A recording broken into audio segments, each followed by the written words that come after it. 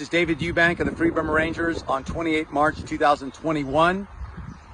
Last night and early this morning, the Burma Army launched airstrikes into the Daepuno Valley of Papun District, Northern Karen State, killing at least 3 people, wounding 8, destroying a home.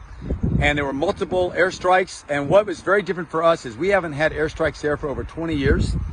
Second, these were at night. So the capability of the Burma military has increased with help from Russia and China and other nations, and that is deadly.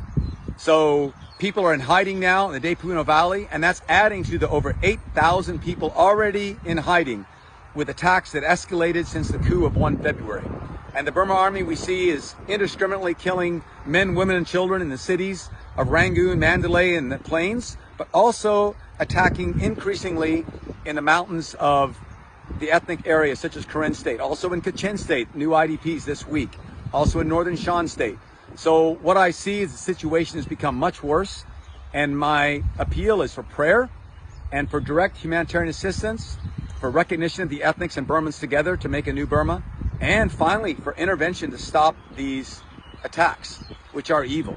And also I want to add, for one hand to say stop, the other hand to say there's a way to say we're sorry, forgive, and start again. Because in the end, we don't want to win. We want justice, freedom, and reconciliation on all sides.